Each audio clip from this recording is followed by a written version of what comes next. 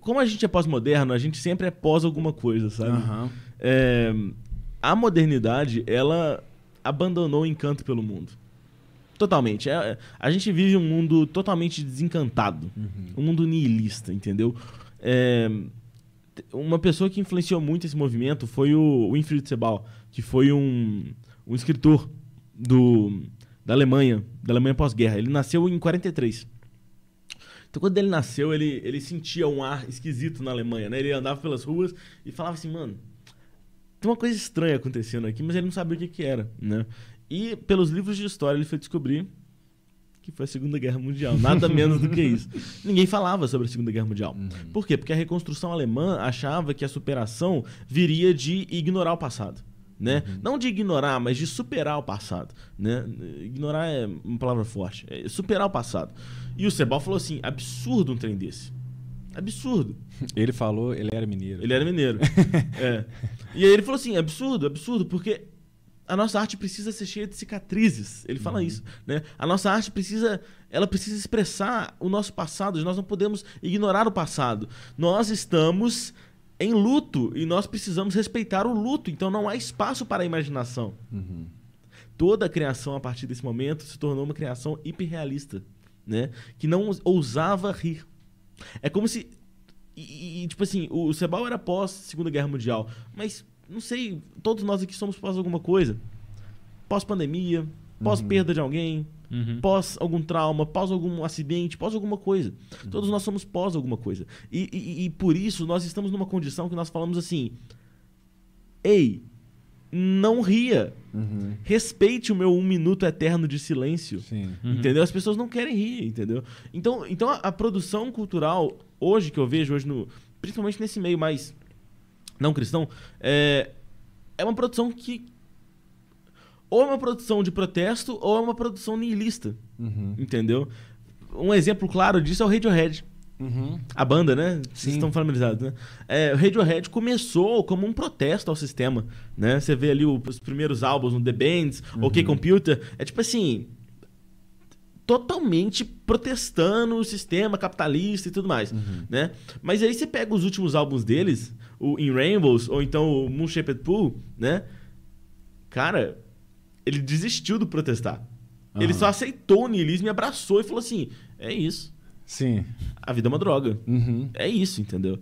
Então, assim, eu vejo muito essa produção hoje, né? E parece que esse é um movimento de um lado, né? O movimento que... como disse o Chesterton, é uma topeira que quer ficar no chão, quer cavar lá fundo, né? Do outro lado, a gente tem o cristão que quer produzir uma arte que sobe, totalmente desenraizada da realidade, totalmente desconectada, entendeu? Uma fantasia que não tem nada a ver com a realidade, né? A gente fica pintando Cordeiro e Leão e isso não toca na realidade das pessoas. Né? É o que o Tim Keller fala no Igreja Centrada, né? É a ponte que sai da igreja e não chega em lugar nenhum. É a ponte descontextualizada. A gente cria uma arte que não toca na realidade, não toca na ferida, né? Então, esse seria o que o Chesterton chamaria de um balão que sai voando e não para de voar, né? Nós não precisamos ser nem uma topeira nem um balão, a gente precisa ser uma árvore que coloca suas raízes lá no fundo. E a copa dela chega lá no céu, né? A gente precisa de uma arte que finque as suas garras na realidade e alce voo, né? A arte, eu acredito, a arte é uma plataforma que deve ser elevada, é a realidade elevada. Então é assim, é olhar para a realidade com olhos marejados, sabe? E se emocionar. Eu acho que esse é o ponto de partida para o artista cristão. O encantamento pelo mundo. E perceba, mundo aqui eu não estou falando do sistema mundano contra Deus. Eu estou falando da criação. Né? De olhar para a criação e falar, meu Deus, que coisa linda. Para citar a Adélia Prado. O cara que é poeta. Para citar a Adélia Prado. Meu Deus, me dá 5 anos. Me dá a véspera de Natal. Me dá um fundo de quintal. Me dá a mão. Me dá medo remediável. Me dá a mão, me livra de ser grande, meu Deus, meu Pai, meu Pai. Então a gente precisa dessa arte emocionante, entendeu? Não emocionante, mas emocionada, né? Que olha para a realidade e fala, como o Eduardo Galeano escreveu, né? Me ajuda a olhar. A gente precisa de alguém que de uma arte que grite, me ajude a olhar porque eu não consigo. Né? Eu até coloquei na bio do meu Insta, né? Como expressar isso que eu sinto? Esse é o dilema do artista. Como que a gente expressa tamanha beleza? Como o C.S. Lewis citou lá no Até que Temos Rostos, eu falei que eu ia citar. Sim. A coisa mais doce de toda a minha vida tem sido o anseio de encontrar o lugar de onde veio toda a beleza. Né? E acho que esse é o dilema do artista. Sim. Sim, e entrando nessa questão de beleza e tudo mais, quase tudo que eu vou falar eu sempre volto para Gênesis, né? Gênesis 1 a 3. Mas Deus é o criador de tudo e de toda beleza. O Éden era um lugar de perfeição. Toda beleza estava ali. A partir do momento que a gente tem a queda, a feiura, colocando aqui como o oposto da beleza, é introduzida no mundo. Sim. E aí, toda a criação de um homem caído, ela vai ser contaminada por essa feiura. Mano, eu tô sentindo uma super bomba que tá chegando. A pergunta aí, vai lá. Não. É uma coisa combinando aqui, que tipo, não é exatamente perguntas que a gente tá fazendo, até um papo mesmo. Não, tudo bem. Não fica esperando perguntinha. Amém. Mas o que eu tô dizendo é que existe uma feiura introduzida pelo pecado em todo nosso potencial criativo. Tudo que o ser humano vai criar, por mais que tenha algo bom, mas sempre vai ter o pecado tão permeado ali no que a gente tá criando, seja uma arte, seja um avião, né? O cara criou o avião, passa pouco tempo já está sendo usado na guerra. Enfim, então toda a nossa criação vai ser contaminada por isso. E aí, na minha leitura, enquanto cristãos, nós que temos contato com o belo real, que é Cristo, que é o Evangelho, nós devemos ser os mais capacitados de produzir uma arte, de produzir uma cultura realmente bela, né? O não cristão, por mais que ele produza coisas boas e a gente vai ter a graça comum, ele não vai conseguir produzir o que a gente tem o potencial de produzir, seja artisticamente ou qualquer artefato cultural, por nós temos o próprio Deus, né? A fonte de toda beleza. Né? O que você acha? Então, eu concordo 90%. Vai lá. Vamos lá. Eu acredito que é o seguinte, existe a graça comum. Né? E só por isso a gente já tem a base para dizer que um não crente pode produzir algo muito belo. E, para falar a verdade, as coisas mais belas que eu já vi foram feitas por não cristãos. Sim. Né? Vamos lá, vou citar algumas.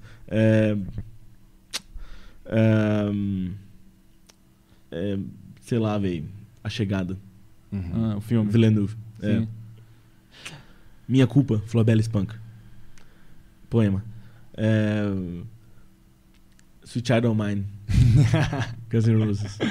Então, assim, são não cristãos? Você é rockista, né? Eu sou rockista. Você é rockista, né? Mas, enfim, então eu parto desse princípio. Mas,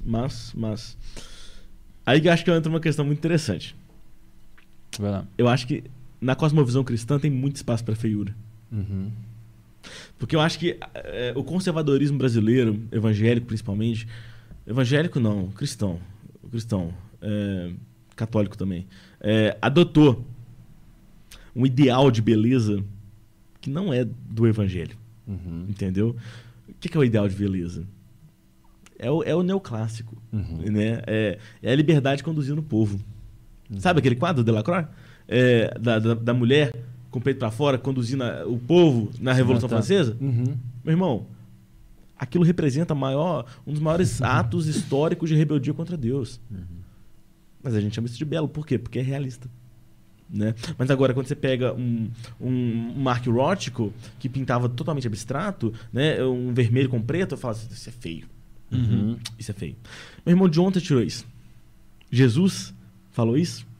Seria um tremendo anacronismo afirmar que Jesus falou que um estilo artístico seria considerado mais feio do que outro. Não estou negando que não existam coisas feias. Tá? Por exemplo, é claro, a fonte do Duchamp é feia. É feia. Mas ele não criou com o intuito de ser belo. Sim. Por exemplo, pra provocar, né? É pra provocar, exatamente. Ou então, por exemplo, o cara que cagou no quadro e expôs as próprias fezes, né? É feio. Não tem discussão. A banana que os caras penduraram com duct tape na parede e venderam por $150 mil. É feio. É claro que é feio. Então, entendeu? Parabéns. Mas assim, não era proposta. Né? Não era proposta. Mas o que eu tô querendo dizer é o seguinte: é claro que existe a feiura.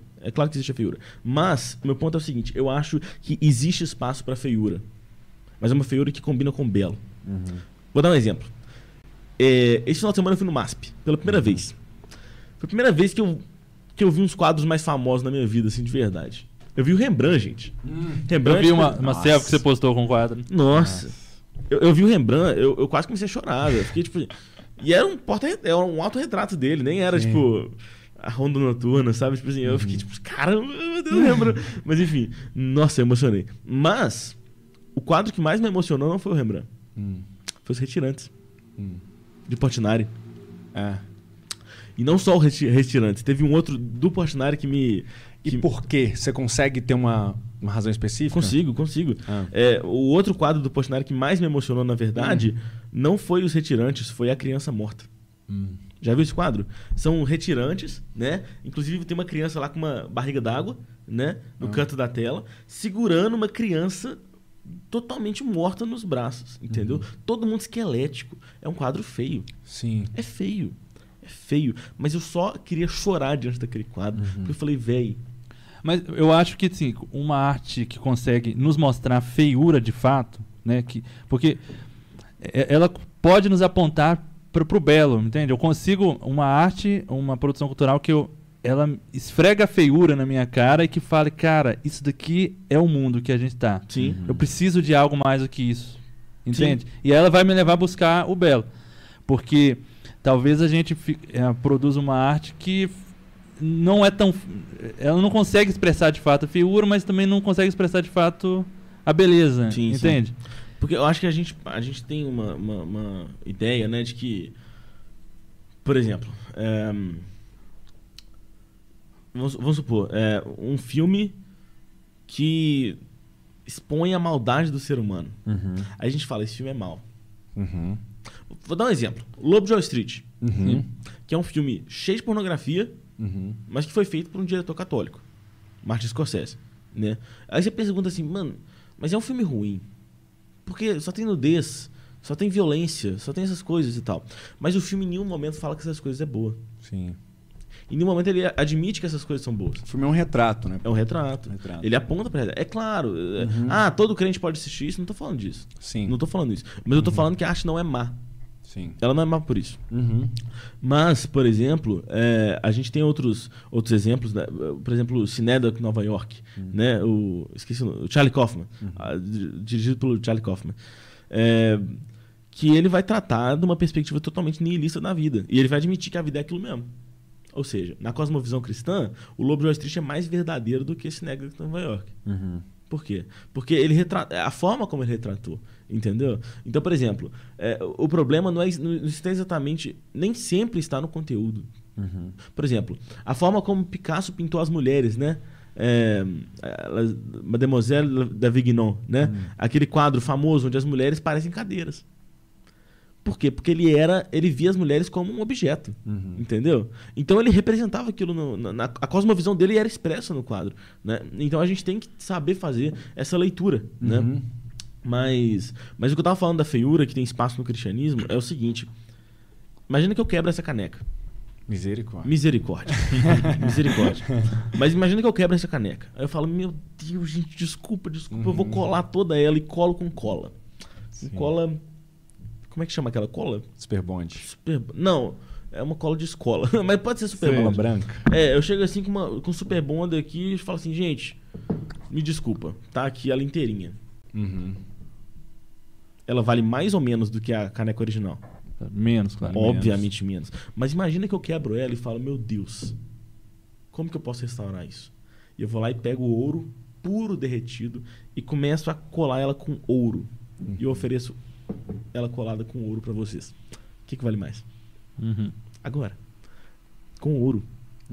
E isso que eu tô falando é uma técnica japonesa chamada kintsugi, né? Onde a história é muito interessante, né? De um cara que era um servo do imperador e deixou o jogo de chá cair no chão e quebrou tudo. E ele ficou desesperado, achando que ele ia ser morto, né? E aí o superior dele falou assim, não se preocupe, vai lá, pega ouro e vamos colar. Ele colou e o imperador amou, né? E disso nasceu a técnica kintsugi, né? Então, isso é muito interessante. como você falou, né? Do feio que aponta pra beleza, né? E aí você falou... E aí esse é o ponto que eu concordo com você. Que é o ponto que é o seguinte... Como que o cristão tem uma capacidade maior do que o não cristão de produzir uma beleza? Eu não acho que ele tem mais potencial de produzir beleza. Mas ele tem mais potencial de enxergar com esperança. Sim. Acho que esse é o ponto. Entendeu? O cristão, ele olha para a realidade e fala assim... Como que isso pode ser restaurado? Isso é muito interessante. O que vale mais? O que vale mais? Adão e Eva criados ou Adão e Eva restaurados? Biblicamente falando, é o Adão e Eva restaurados. Né? Por quê? Porque o primeiro, Adão, ele não tinha condição... Ele tinha liberdade para pecar. E ele pecou. O Adão restaurado, ele tem a liberdade para pecar, mas ele nunca vai pecar. Porque ele foi restaurado. Entendeu? Então, isso é uma coisa muito interessante. Na cosmovisão cristã, a restauração confere mais valor à coisa. Mais valor. Então, assim, há espaço para feiura, por quê? Porque a feiura precede a restauração. Entendeu? A feiura não aponta para a criação, a feiura aponta para a redenção. Sim. Entendeu? E nisso nasce a beleza que o cristão pode produzir. Eu acho que é isso. Sim.